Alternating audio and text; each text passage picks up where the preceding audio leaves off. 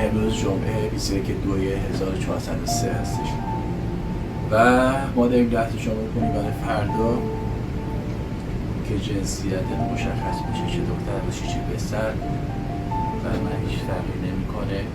از همین الان تو قلب بابا الان بدون که بابا عاشقته و خیلی دوست داره. سلام مامانی، ما یه روزه که متوجه شدیم تو چی، ولی از اونجایی که شرایط ما یه ذره فرق میکنه و بابات کشتیه مجبور بودیم دیشب، از اونجایی که خیلی استرس داشتیم بدونیم تو چی هستی و خوشحالیمون 100 برابر بشه، دیشب متوجه شدیم.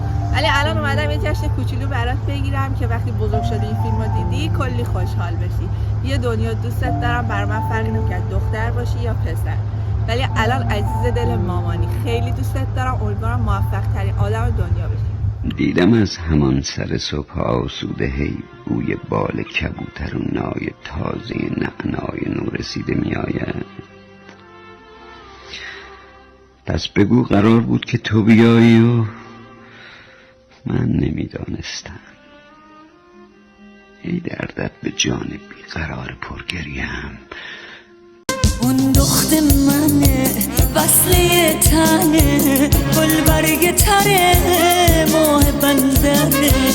ای دخت گلم ماه خوشگلم آفتاب نخوری قربونت برم. اون باغ گله یاس ابروش کمونه دیرش مال ماست. دستاش هنره حرفاش شکره فکرش اثره شاتوت تره. عشق من و تو چه کارا که نکرد ای عزیز دل ای دوای درد. عشق من و تو چه کارا که نکرد